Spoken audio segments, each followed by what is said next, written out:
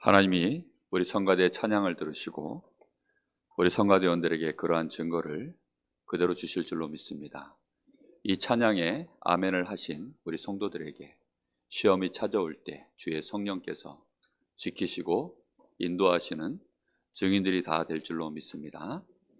오늘 말씀은 오늘 여기 12절에 나온 말씀처럼 우리가 우리에게 죄 지은 자를 사하여 준 것 같이 우리 죄를 사하여 주시옵고. 오늘 말씀이 조금 이상하죠. 우리가 우리에게 죄 지은 자를 우리가 용서해 준 것처럼 하나님이 우리의 죄를 용서해 주옵소서. 뭔가 얘기가 거꾸로 되어 있는 것 같아요. 하나님이 우리의 죄를 용서해 주셨으니 우리도 저들의 죄를 용서하게 하옵소서.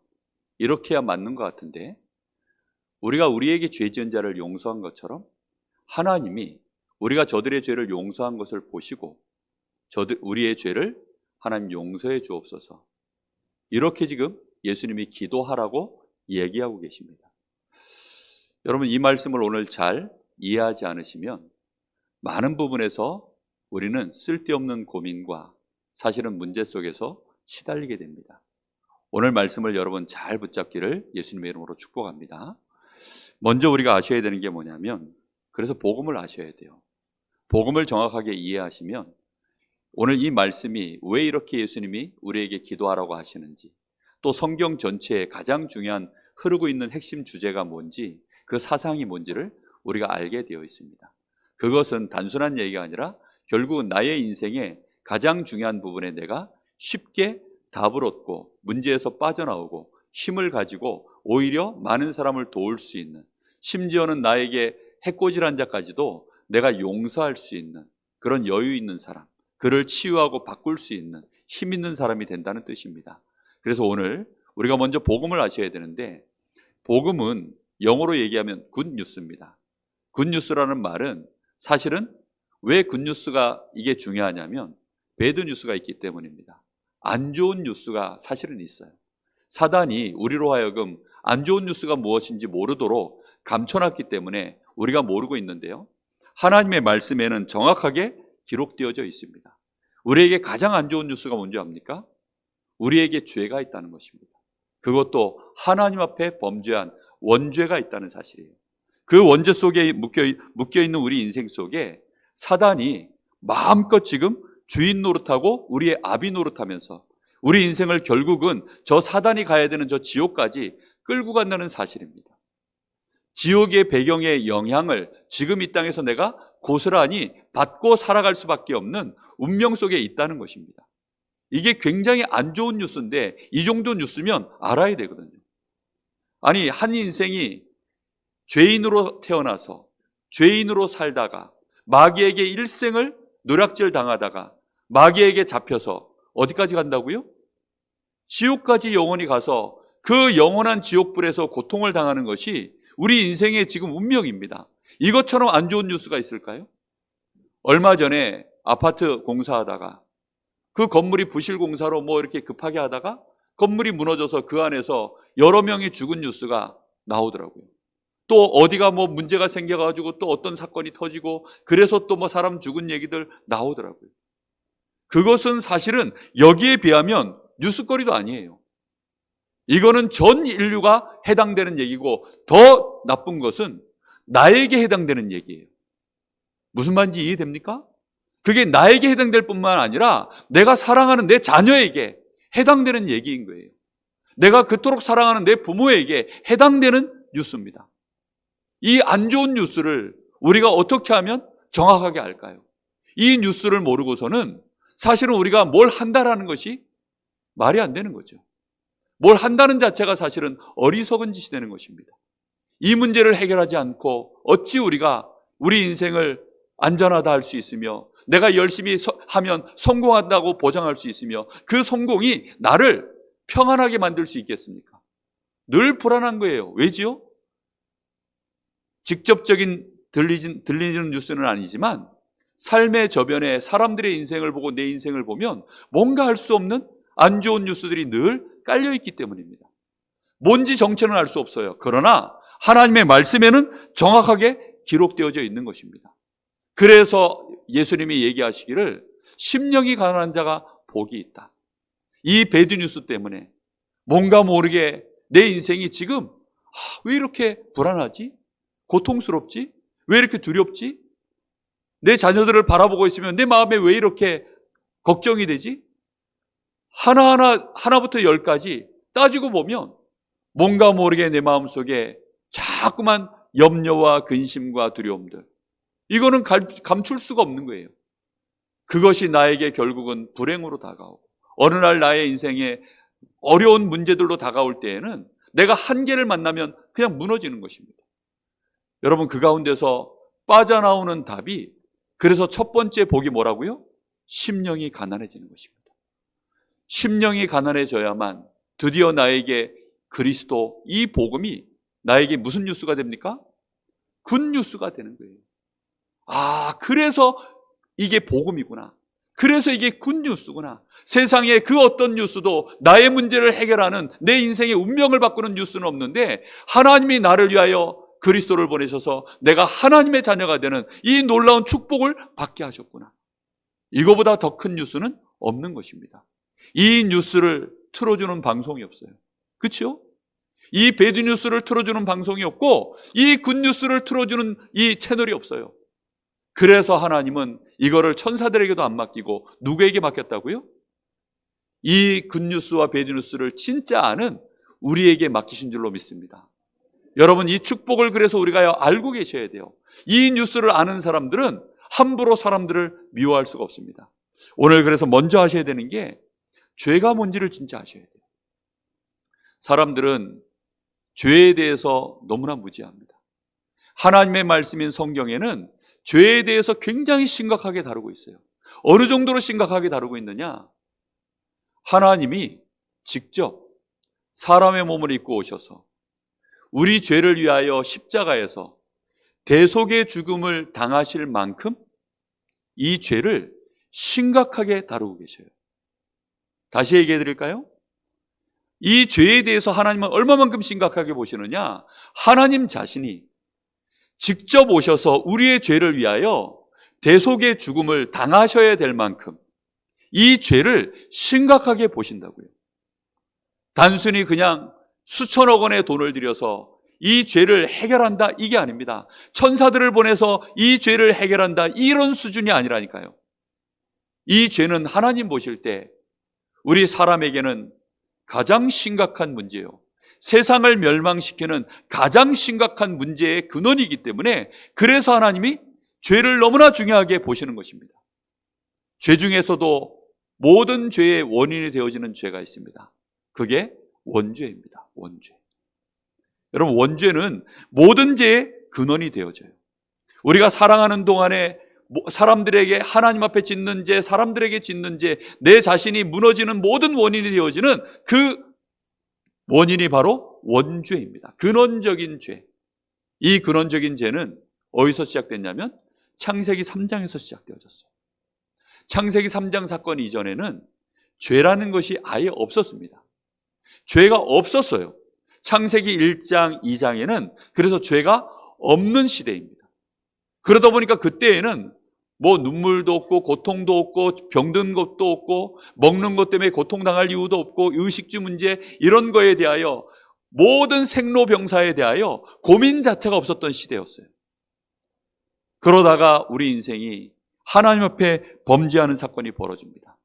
우리가 잘 아는 것처럼 사단이 뱀 속에 들어가서 하나님 말씀 앞에 범죄하게 만들어서는 그래서는 이제 그때부터 죄가 시작되어지고 창세기 2장 17절 말씀 그대로 하나님과 내가 단절되어지는, 생명이 끊어지는, 반드시 죽으리라고 하는 죄의 대가가, 그 죄의 형벌이 집행이 되어진 것입니다.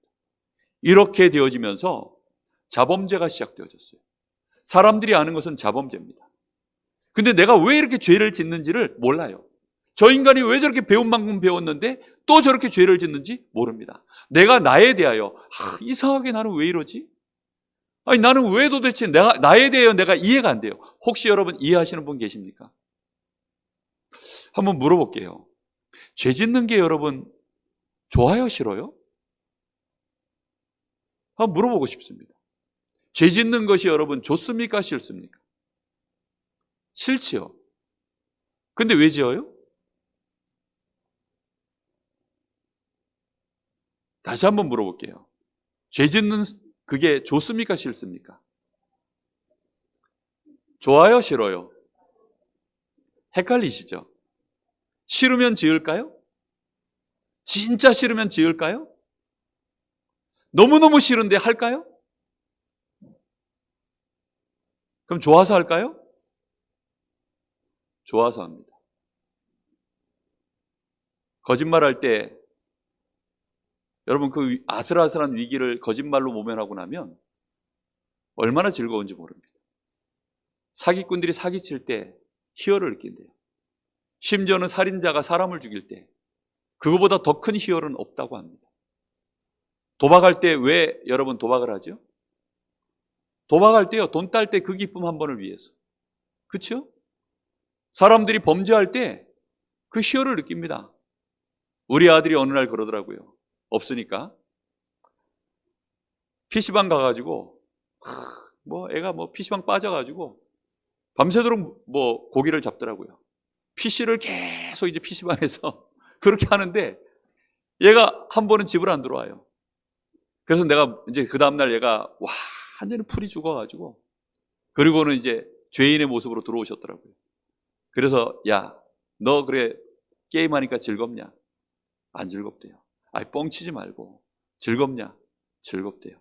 얼마만큼? 밤새도록 해도 잠이 안 올 만큼 즐겁지. 그렇대요. 죄가 그런 거야. 죄를 지으면 그렇게 즐거워. 근데 죄에서 딱 벗어나고 나면 그때 네 마음이 그때도 즐겁더냐? 아니요. 죄를 지을 땐 즐겁습니다. 그런데 죄를 짓는 것이 멈춰지면 그때부터 밀려오는 것이 후회고 그때부터 밀려오는 것이 죄책감입니다. 큰일 났구나. 이거 어떻게 하면 좋지? 얼마나 많은 사람들이 그러나 죄의 올무에 사로잡혀서 끊임없이 죄를 짓습니다. 왠지 압니까? 원죄 때문에. 원죄를 가지고 있는 인간은 신분 자체가 뭡니까? 로마서 3장 23절 한 사람도 빠짐없이 모든 사람이 의인은 없나니 한 사람도 없다고 했습니다. 아예 신분 자체가 로마서 6장 17절에는 죄의 종이라고 했어요. 로마서 7장 25절에 뭐라고 한 줄 압니까? 이 육신으로는 죄의 법을 섬긴다 그랬습니다. 종은 주인을 섬기는 거죠. 나의 주인이 누굽니까? 죄입니다.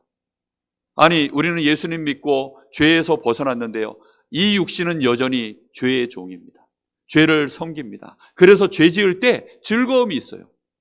우리는 원하는 바 선을 행하지 못하고 원치 않는 바 죄를 짓는데 그 죄를 짓는 순간순간이 우리에게는요 사실은 즐거움으로 다가옵니다. 그러다 보니까 이 죄의 종으로 우리 인생이 살아가는데 그 즐거움은 사실은 알고 보면 가짜 즐거움이에요. 요한복음 8장 44절 너희는 너희 아비 마귀에게서 났으니 이 마귀는 처음부터 우리에게 뭐 하는 자냐? 거짓말하는 자, 우리를 속이는 자. 그래서 우리의 뇌를, 우리의 영적인 상태를, 우리의 감정을 속여서 죄 짓는 것이 즐겁다라고 생각해요. 편법으로라도 내가 남의 것을 가져올 수 있다면, 심지어는 범죄를 해서라도 내가 남의 것을 가져올 수 있다면 그것이 권력이라고 생각하고 그것이 힘이라고 생각하고 그것이 나에게 행복이라고 생각하는 사람들이 점점 늘어가고 있습니다. 여러분 정말 그렇습니까? 그것은 결국은 죄이기 때문에 그 끝은 어떻게 되어집니까? 결국은 멸망으로 가게 되어 있어요. 그 죄로 인하여서 우리 인생은 에베소서 2장 1절에서 3절에 보니까 죄와 허물로 죽었던 너희, 그때의 너희는 공중의 권세 잡은 자 이 마귀를 따라서 계속 인생을 살아가는데 세상 풍조를 따라가는 것입니다. 세상 풍조가 뭡니까? 진리를 사랑하지 않아요. 돈을 사랑하고 거짓을 좋아하고 악을 한번 품으면 풀지 않고 부모 사랑하기를 거역하고 자기 자신만 사랑하고 결국은 고통당할 수밖에 없는 그 모든 것들을 쫓아 살아가는 인생. 진리를 배워도 진리에 이를 수 없는 악함이 가득 채워져 있는 수군수군하고 뒤에서 사람들 거역하고 욕하고 그것이 원수갚기를 즐겨하고 그게 세상 풍조입니다. 누가 나에게 해코지를 하면 반드시 갚아야죠. 누가 나의 자존심을 건드리면 그 자존심을 건드리는 인간을 절대로 용서하지 않죠. 그게 세상에서 진행되어지고 있는 죄에 잡혀있는 인생들의 모습입니다. 이렇게 되어지면 그 죄는 더 무서운 게 있습니다. 누구에게 내려간 줄 아세요? 고스란히 내 자녀에게 내려갑니다. 내가 지은 죄가 내 피 속에 다 기록되어 있어요. 분명히 내 피 속에 다 기록되어 있습니다. 성경에 분명히 그렇게 내 피가 곧 이 피흘미라는 자체가 뭐냐면 죽음을 의미해요. 내가 왜 죽어야 되느냐? 이 피를 다 뽑아내야 돼요.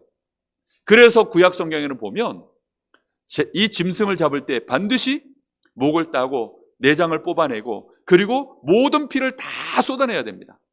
그리고는 불태우는 거예요. 왜 피를 쏟아냅니까? 그렇게 하지 않고서는 우리의 죄가 씻어지질 않아요. 그래서 예수님이 십자가 지실 때에도 그냥 단순히 십자가 지신 것이 아니라 우리 그 몸에서 물과 피를 다 쏟아내셨다라고 나옵니다.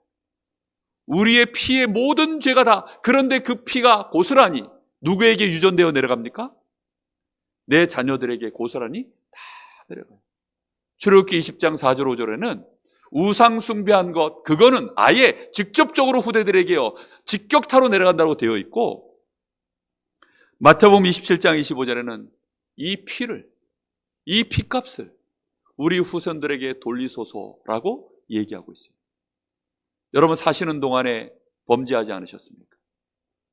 여러분 사시는 동안에 여러분 어떤 삶을 사셨습니까? 여러분 부모들, 그 위의 조상들, 그 위의 조상들이 쌓아놨던 모든 피가 우리에게 쌓여서 고스란히 내 자녀에게 내려간 것입니다. 그럼 내 자녀는 어떻게 하면 좋을까요? 그 자녀에게 내가 어찌하면 좋은 공부를 가르칠까? 내 자녀에게 어찌하면 내가 정말로 내 재산을 남겨서 이걸 유산으로 물려줄까? 맞나요? 더 크게 망합니다. 더 큰 불행이 다가옵니다. 내 인생의 어느 날 아무리 몸부림쳐도 수고하고 무거운 짐만 가득 채워질 뿐이지 평안이 없고 안전하게 느낄 수 있는 곳이 아무것도 없어요. 더 중요한 것은 나의 죄입니다. 그럼 내 죄는 어떻게 되어 있을까요? 나의 죄에 대해서는 성경에 정확하게 기록되어 있기를 야고보서 2장 10절 11절에 보면 이렇게 말씀이 나옵니다. 제가 정확하게 읽어드릴게요. 누구든지 온 율법을 지키다가, 자 말씀을 잘 들어보세요. 온 율법이란 말은 모든 율법의 말씀, 하나님의 말씀을 다 지킨 거예요. 자, 다 지키다가 그 하나를 범하면 모두를 범한 자가 되나니. 지금 뭐라고 얘기했어요? 율법을 예를 들어 100가지가 있는데 100가지를 내가 다 지켰어요. 그런데 그 중에 한 가지를 내가 어쩌다 내가 범한 거예요. 그러면 말씀에는 좀 뭐라고 얘기하고 있습니까? 100가지를 다 네가 범죄했다라고 말씀하고 있습니다. 그 뒤에 요절에 예화를 들고 있어요. 간음하지 말라 하신 네가 또한 살인하지 말라 하셨은즉 네가 비록 간음하지 아니하여도 살인하면 율법을 범한 자가 되느니라. 무슨 말입니까? 살인을 했는데, 나는 간음은 안 했는데 살인을 하면 간음도 했다라는 거예요. 이게 무슨 법입니까? 여러분, 하나님의 말씀은 따로따로 분리되어 있지 않아요. 이 말씀 자체가 한 덩어리로 세팅되어 있습니다. 그래서 우리는 믿음을 가질 때, 죄에 대하여 깨끗해질 때 100% 아니면 그냥 100%입니다. 무슨 말인지 이해됩니까? 100% 내가 깨끗하거나 100% 죄인이거나 가운데가 없어요. 천국이거나 지옥이거나 의인이거나 죄인이거나 하나님 자녀이거나 마귀 자녀이거나 가운데가 없다니까요. 종교는 뭡니까? 가운데에 있다는 거예요. 그래서 이 가운데에서 내가 노력하면 이쪽으로 더 깨끗한 쪽으로 간다는 겁니다.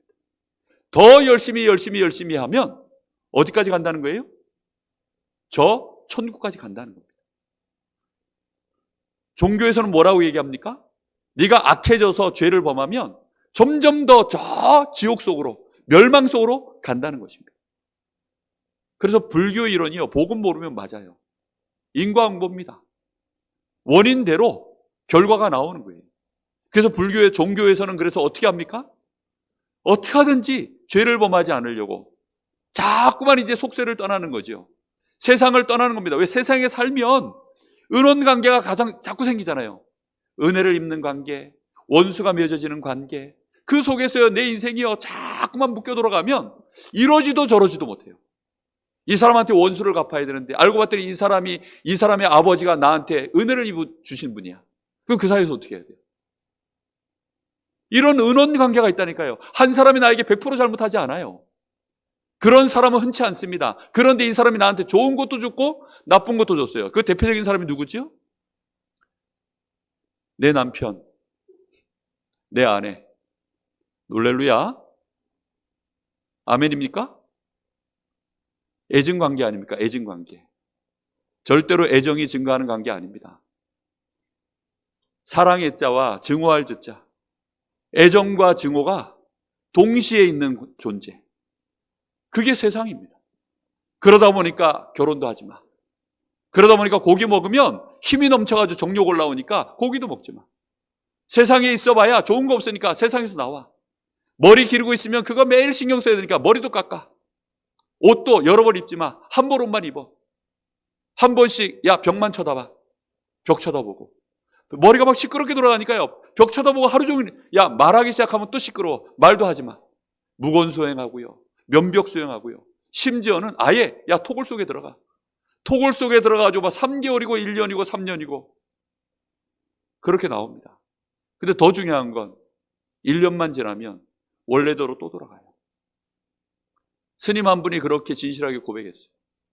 제가 해병대에서 30개월을 훈련받고 나니까 오하열이 딱 잡히더라고요. 각 잡는 게 딱 잡히더라고요. 그래서 저희 어머니가 제 옷을 다려주는데 어느 날 마음에 안 드는 거예요. 그래서 휴가 나와가지고 제가 제 옷을 다 다렸어요. 와이셔츠 다리고 티셔츠 다리고 청바지 다리고 각을 잡아가지고 촤악. 그래서 저희 어머니가 보시더니 잘한다 야 앞으로 네가 해라. 제대하고 와서요 3개월 만에 원위치 됐습니다. 저희 어머니가 다 다려주시더라고요. 인간의 본성은요 죄인입니다. 절대로 안 돼요. 하나를 범하면 나머지가 전부 우리에게는요 100% 그대로 본법입니다. 그러면 우리는 천국 갈 수 있을까요? 우리는 누구에게 대하여 함부로 정죄할 수 있을까요? 하나님 보실 때 말이 안 되는 짓이에요. 그렇죠? 심지어 우리의 죄에 대하여 하나님은 얼마만큼 가격을 매기고 계시느냐? 마태복음 18장 21절에 35절에 보면 우리의 죄를 값을 매겼는데 1만 달란트라고 합니다. 1만 달란트는 간단하게 얘기하면 일용직 노동자가 16만 년을 일해야 벌 수 있는 돈이에요. 몇 년이요?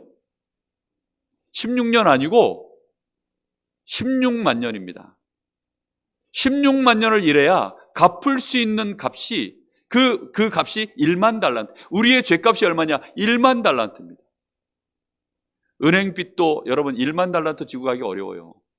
그렇죠? 16만 년어치를 내가 일을 해야만 갚을 수 있는 돈이에요. 그런 죄를 우리가 가지고 있는 것입니다. 우리가 주로 뭐 가지고 그렇게 죄를 쌓는 줄 아세요? 누가복음 16장에 보면 이 부자와 거지 나사로가 나오죠. 특히 이 부자가 지옥에 갔을 때 얼마나 괴롭고 힘이 든지 죽어가지고 이제 지옥에 간 겁니다. 그랬는데 이 부자가요 아버지 아브라함이요 이게 천국이 보이니까 거기다 대고 요청을 한 겁니다. 저 나사로의 손가락에 물 한 방울을 찍어서 내 혀에다가 좀 떨궈 주시면 안 되겠습니까? 내 혀를 좀 그러면 식히겠나이다. 지옥에 가면 지옥불이요 막 태웁니다. 막 태우는데 죄 지은 모든 부위를 태워요. 그런데 특히 이 부자가 지금 어디가 뜨겁다고 해요? 모든 부위를 태우는데 특히 어디가 더 뜨거워가지고 지금 거기다 물 한 방울 달라는 거예요? 어디요? 혓바닥. 사람이요 죄를 짓는 가장 심각하게 많이 죄를 짓는 게요 혓바닥입니다. 이 혀를 가지고요 온갖 죄를 다 지어요. 시기하고 모함하고 욕하고 없는 말 지어내고 사기치고 욕하고 수근수근하고. 혀를 조심하시기를 예수님의 이름으로 축복합니다. 그래서 차라리 벙어리가 나요. 그럴 바에는 벙어리가 낫습니다. 그 혀를 하나 뽑히고 천국 들어가는 것이 낫지 않겠냐. 눈으로 째려보고 눈으로 짓는 그 눈을 뽑히고 천국에 들어가는 것이 낫지 않겠냐. 네 손으로 또 그 팔을 하나 잘라버리고 천국에 들어가는 것이 낫지 않겠느냐. 천국에 그런 식으로 다 자르고 들어가면 뭘 가지고 들어갈까요? 뭐 거의 이상한 인간만 있겠죠. 우리의 죄가 딱 그렇습니다. 여러분, 우리가 지금 이걸 웃지만 사실은 웃을 일이 아니고 너무나 심각한 거예요. 여러분, 이 죄를 어떻게 해결합니까? 이걸 해결할 방법이 있으십니까? 여러분, 이것 때문에 지금 나에게는 영적인 문제가 와 있고 이 죄 때문에 내 정신이 이상해진 거예요. 정신 문제가 와 있어요. 아니, 멀쩡히 왜 우울해집니까? 아니, 왜 멀쩡히 내 마음속에 두려움이 옵니까? 왜 불안감이 옵니까? 왜 갑자기 저 인간이 밉습니까? 별 것도 아닌 일이 왜 자꾸 오해가 됩니까? 아니, 별 것도 아닌 일이 오해가 돼요. 조금만 더 여유 있게 지켜보면 되는데 왜 이렇게 조급합니까? 우리는 왜 이렇게 쉽게 분노합니까? 이 분노를 왜 이렇게 못 풀어냅니까? 잠을 왜 이렇게 못 잡니까? 잠을 자고 나면 왜 이렇게 힘듭니까? 돈이 있는데도 내 마음속엔 여전히 미래가 불안합니까? 하나라도 내 마음속에 평안한 것이 아무것도 없어요. 우리 가정이 왜 이렇게 어렵습니까? 아니, 부부관계가, 부모자식 관계가, 내 인간관계가 왜 이토록 꼬여 있습니까? 사람들은 나를 왜 이렇게 쉽게 오해합니까? 사람들은 쉽게 나를 띄워놨다가 왜 또 이렇게 무너지는 것을 즐거워합니까? 여러분, 이런 것들이요, 전부 죄가 이 땅에 가득하고 내가 죄를 갖고 있고 저 인간이 죄를 갖고 있고 나를 만나는 모든 사람이 죄 속에 있기 때문입니다. 이걸 해결해내지 못하면 결국은 우리는 아무것도 우리 인생에 사는 동안에 행복, 만족, 기쁨 없습니다. 그래서 이 문제를 해결하려고 많은 사람들이 몸부림을 치는데 착각하는 거죠. 왜 착각을 하느냐? 원죄를 몰라서. 근원적으로 우리 사람이 하나님과의 관계 속에서 이미 죄를 범했고 뿐만 아니라 그 바람에 우리 인생 자체가 죄인이라고 하는 신분 자체가 그렇게 묶였다는 사실을 모르고 우리의 아비가 마귀고 지옥의 배경 속에 있다는 사실을 모르니까 이걸 조금 내가 어떻게 선한 행함을 해서 바르게 행동을 함으로 해서 해결할 수 있지 않을까라고 자꾸 착각을 하는 거예요. 그걸 아예 본격적으로 한 사람들이 성경에는 대표적인 인물이 바리새인들입니다. 오늘날도 많은 종교들이 있는데 특히 불교에서요, 이걸 아주 대단히 열심히 선을 행하라고 얘기합니다. 그게 틀린 말입니까? 틀린 말이 아니에요. 맞는 말인데 답이 아니에요. 그래서 문제가 되는 것입니다. 답이 아닌데 그걸 열심히 쫓아가니까 자꾸만 어려워지는 것입니다. 그러면 하나님은 우리에게 율법을 왜 주셨습니까? 율법의 기능은 죄를 깨닫게 하는 것입니다. 우리가 죄인이구나. 도저히 우리는 이 죄에서 벗어날 수 없는 자들이구나. 나는 늘 이렇게 죄를 짓는구나. 죄를 짓는 것은요, 시간 문제입니다. 여러분 혹시 이런 경험 해보셨어요? 누구를, 저 사람이 죄를 져가지고 욕했어. 저 사람이 나쁜 짓을 해 막 욕했어. 근데 얼마 안 지나서 내가 그 짓을 하는 나를 혹시 보면서 부끄러워해 본 적 없으세요? 희한하게도 그런 일들이 있어요. 우리 집 자식은 안 그럴까 하면서 남의 집 자식 욕했는데 어느 날 보니까 내 자식이 그보다 더하네? 혹시 그런 경험 여러분 해본 적 있습니까? 여러분, 이것은요, 벗어날 수가 없어요. 우리는 이 율법을 모르면 죄에 대해서 되게 무지해집니다. 그래서 죄의 심각성을 좀 알라고. 네가 이 죄를 행하라고 하나님 주신 것이 아니라 죄를 깨닫도록. 그래서 나는 이 죄를 내 힘으로 해결하지 못하는구나. 하나님이 우리에게 이 배드뉴스에 대하여 절망하도록. 그래서 굿뉴스, 그리스도를 붙잡는, 그리스도교로 인도하는 우리의 선생이 되어지도록 하나님이 갈라디아 3장 24절을 보면 그렇게 말씀하고 있습니다. 오늘 그리스도를 굳게 잡으시기를 예수님의 이름으로 축복합니다. 여러분, 오직 그리스도만이, 마태복음 5장 17, 18절에 보니까 율법의 1.1획도 남김없이 다 행하시고 이루신 분이 오직 유일하게 그리스도이신 예수님 한 분밖에 없는 줄로 믿습니다. 여러분, 그래서 그분의 피여야만 우리의 죄를 갚아주실 수가 있어요. 그 DNA 속에 1점이라도 죄가 들어가 있으면 어떻게 된다고요? 온 율법을 다 범한 것이 돼버려요. 이해됐습니까? 무슨 말인지? 그래서 바리새인들이 이걸 너무 이해를 못하는 거예요. 어느 날 요한이 와서, 세례 요한이 와서 회개하라, 천국이 가까웠다, 회개의 침례를 받아라, 세례를 받아라, 이렇게 하니까 막 죄인들이 막 몰려오는 거죠. 대표적인 죄인들, 그때 당시에 막 창녀들, 세리들, 깡패들, 막 범죄자들 막 와서 이제 몰려와가지고 줄을 서 있는 거예요. 없어요? 다 자기들이 죄인인 거 압니다. 그런데 문제는 자기들 앞에 먼저 와서 줄 서 있는 애들이 누구예요? 이게 깡패들, 창녀들, 예? 누가 봐도 대표적인 죄인들이 앞에서 줄 쫙 서 있는데 자기들이 거가가지고 뒤에 줄을 서려고 하니까 줄 설 수 있겠어요? 차마 설 수가 없는 거죠. 자존심 상해가지고. 우리가 그래도 우리는 상대적으로 우리는 깨끗한데 저런 애들하고 우리가 동급 취급받는 거? 이 사람들이요 지금 죄가 뭔지를 너무 몰라가지고 죄에 대하여 아예 개념조차도 없는 거예요. 우리는 다 죄인입니다. 아멘? 여러분 여기에 대하여 진짜 인정하셔야 돼요. 그러나 죄인이 아닙니다. 할렐루야. 그래서 할렐루야예요. 우리는 의인인 줄로 믿습니다. 언제요? 그리스도를 나의 구주로 영접할 때. 그리스도의 그 피를 나의 대속의 피로 내가 언약으로 붙잡고 아멘할 때. 그 부활하신 그리스도를 나의 구주로 내가 정말로 주여 나를 용서하여 주옵소서, 나를 이 죄에서 깨끗게 하여 주옵소서, 나를 구원하여 주옵소서라고 이 굿뉴스의 주인공 되시는 그리스도를 아멘으로 받아들일 때 우리의 모든 죄가 완벽하게 깨끗이 단판에 씻겨진 줄로 믿습니다. 마가복음 10장 45절에 그래서 예수님이 나는 너희를 위하여 섬기러 왔다, 너희를 위하여 대속의 제물이 되어주게 하여 십자가 지게 해서 오셨느니라. 이 그리스도이신 예수를 마음으로 믿어 의에 이르고 입으로 시인할 때 구원에 이르느니라.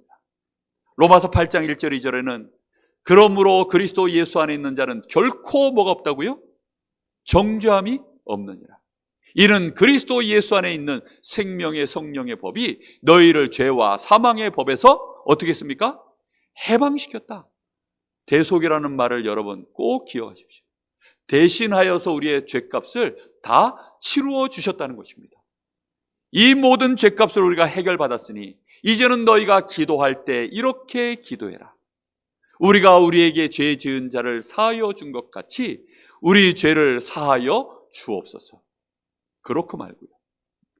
내가 하나님 앞에 먼저 용서함을 받아서 내가 이렇게 깨끗함을 받은 내가 죄를 알고 나를 알면 당연히 먼저 누구를 영접하게 되어 있습니까? 그리스도이신 우리 주 예수 그리스도를 나의 구주로 영접하는 기도가 되어지는 것입니다. 심령이 가난한 자 복이 있나니. 그래서 천국이 누구 것이요? 저희 것이요.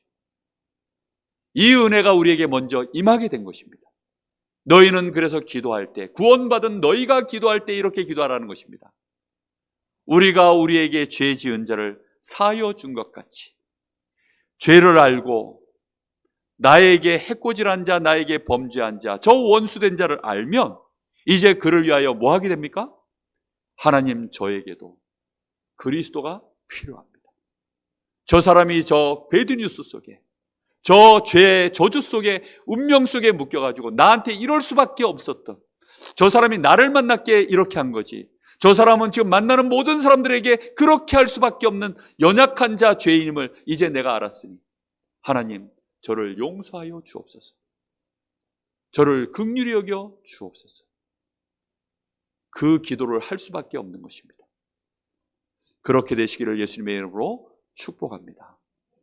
여러분, 가장 우리에게요, 여러분, 잔매의 골병이 들죠, 원래. 그렇죠? 그냥 큰 병을 앓는 사람은 차라리 큰 병을 앓으니까 빨리 병원 가가지고 치료하고 나아요. 그런데요, 이게 암이 무서운 이유가 1기, 2기, 3기, 4기 갈 때까지 잘 모르다가 어느 날 뻥 터지면요, 그때는 치료가 어려운 거예요. 왜 치료가 어려워요? 이미 몸 자체가 암이 자라날 수밖에 없는 환경 속에 있다가 이제는 아예 완전히 내 몸을 정복해버린 상황이 된 거예요. 그러면 그때는 못 고칩니다. 여러분, 이게 드러나지 않는 병이 훨씬 더 무서워요. 여러분, 가족 관계가 그렇습니다. 특히 부부 관계가 그래요. 부부로 처음에 인생을 살다 보면 한마디씩 서로 이렇게 저렇게 이제 하다가 이게 티격태격 하다가 어느 날 뭐 어퍼컷도 날아오는데 주로 잽이 많이 날아오잖아요. 이 잽에 한 대, 두 대 맞다가 여러분 1회에 다운되면요 일어납니다, 사람이. 이 권투 경기를 봐도요 1회에 다운되면 벌떡 일어나요. 근데 12회쯤 다운되면요 못 일어납니다. 왜지요? 12회 될 동안 계속 두드려 맞은 것이요 이게 누적이 돼가지고 마지막에 쓰러져 버리면 이제 못 일어나요. 부부관계가 그래서 이혼해버리는. 요즘 애들은 야가 빠져가지고 한 대 맞고 이혼하더라고요. 그냥 아예 이혼할 준비하고 결혼을 하더라고요. 아예 그래서 혼인 이거 신고도 안 해요. 혼인 신고도 안 하고 그렇게 살아가는 친구들도 많더라고요. 아예 1년쯤 살아보고 맞으면 결혼하자. 100년을 살아도 아니면 100사람을 만나도 1000사람을 만나도 그런 식으로 하면요 결혼할 인간이 없습니다. 복음 모르면 그래서 결혼도 못해요. 복음 모르면 사실 정확하게 말하면 애도 낳으면 안 됩니다.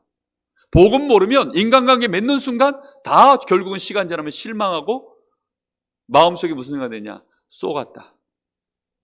저 인간 연애 때는 안 그러더니 쏘갔다. 쏘은 게 아니고 여러분이 모르는 겁니다. 사기친 게 아니고 여러분이 무지했던 거예요.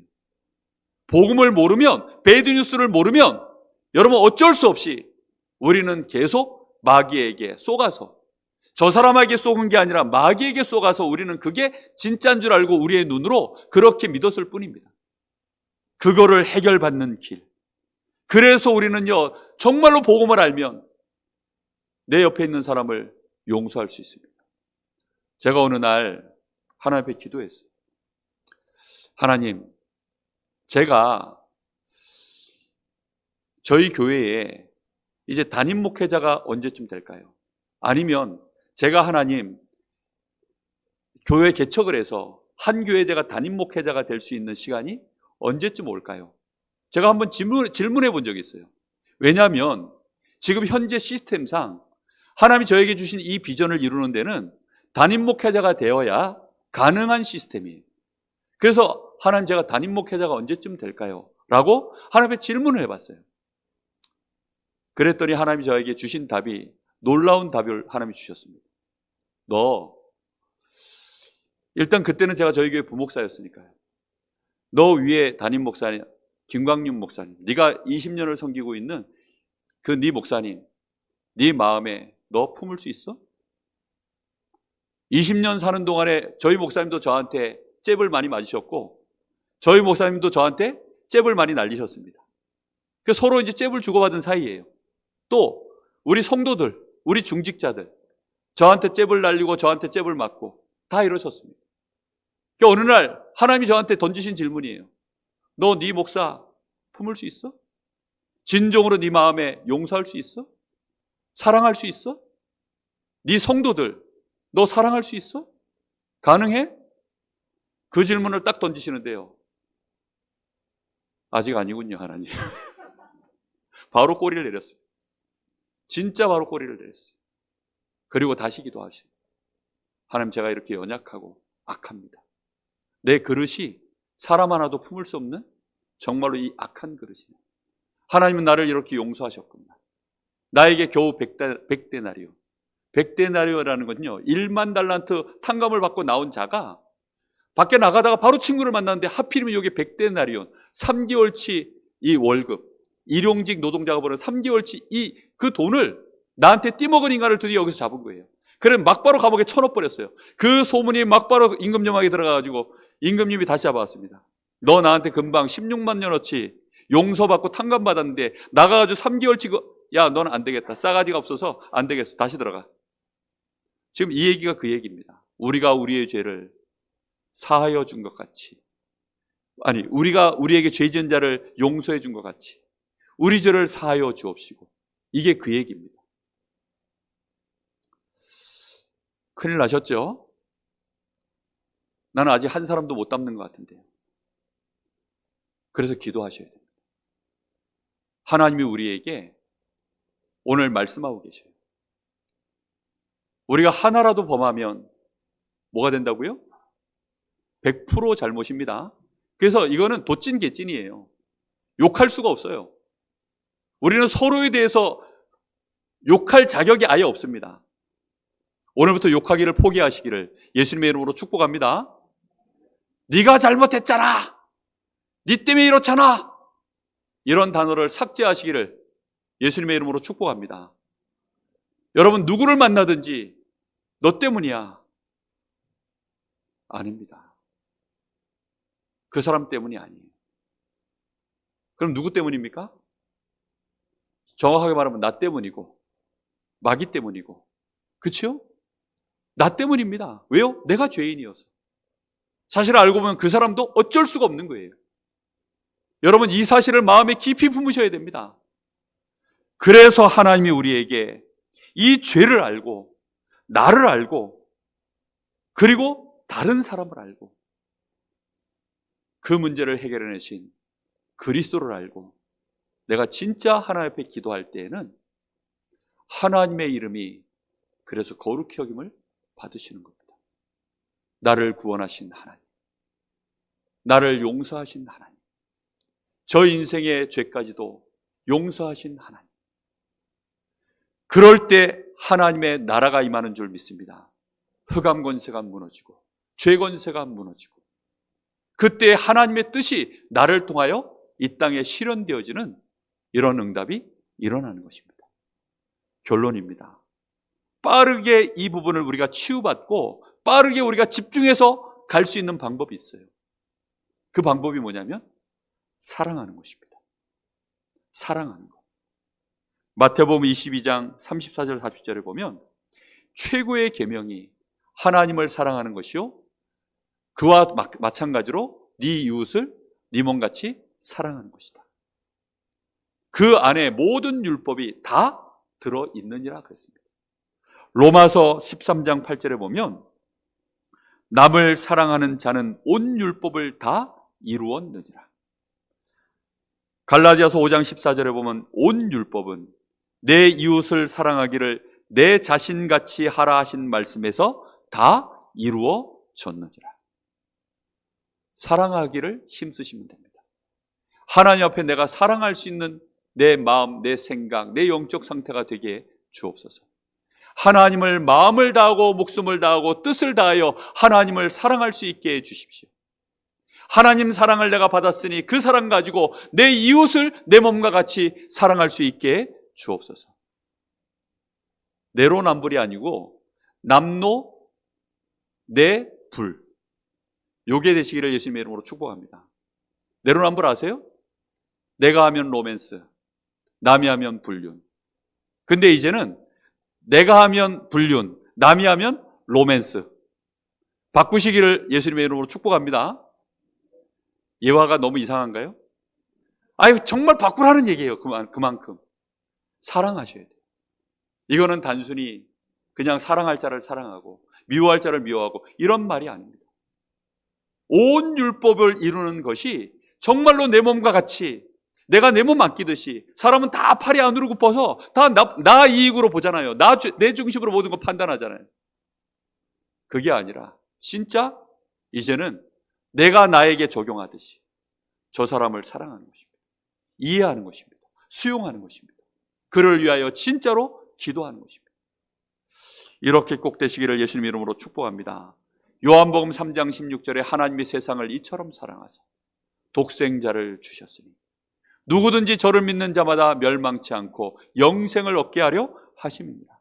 로마서 5장 8절, 우리가 아직 죄인 되었을 때 하나님께서 그리스도를 십자가에 못 박혀 죽게 하셔서 우리에 대한 하나님의 사랑을 확증하셨는지라.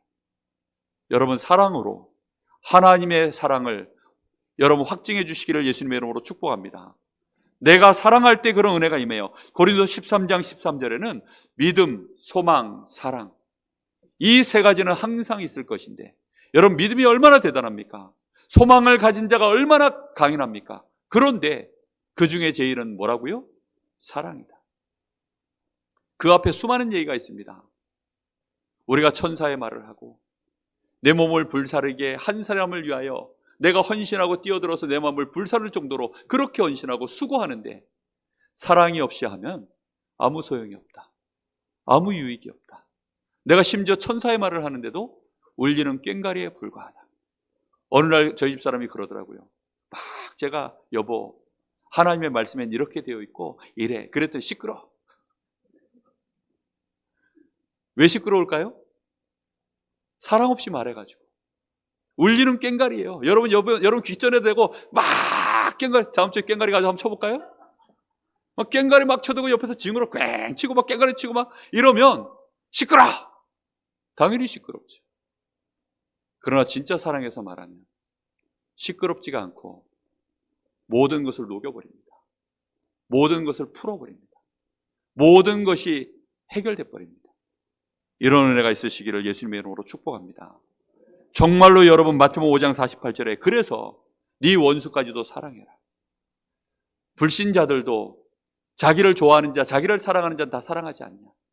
하물며 너희가 그렇게 돼서야 되겠냐. 하나님이 저 악한 자에게, 저 의인에게도, 죄인에게도 하나님이 골고루 햇빛을 쬐어주시고 골고루 하나님이 비를 내려주시는 것처럼 하나님이 온전하신 것 같이 너희도 너희 원수를 사랑할 때에야 너희가 어떻게 된다고요? 너희가 온전해졌느니라. 온전해지시기를 예수님의 이름으로 정말로 축복합니다. 우리의 죄가 해결됐기 때문에 이제는 다른 사람을 위하여 우리가 기도할 때 어떻게 기도하라고요? 이 원수를 갚아주옵소서. 이 원한을 풀어주옵소서. 이게 아니라 저 사람을 하나님 긍휼히 여겨 주옵소서. 저 사람이 이 복음 알고 저 사람도 치유받게 하시고 저 사람이 나를 사랑하고 나를 용서하며 나에게 해코지할 때는 나에게 맺힌 게 있어서 그런 거 아닙니까? 하나님 나도 저 사람을 용서하고 사랑할 수 있도록 축복하여 주옵소서. 그 사람은 뭘 가진 사람입니까? 복음 가진 사람입니다. 그래서 하나님이 그 사람의 죄를 어떻게 하신다고요? 용서하신 것입니다. 이런 은혜가 저와 여러분에게 일평생 지속되기를 예수님의 이름으로 축복합니다. 기도하겠습니다.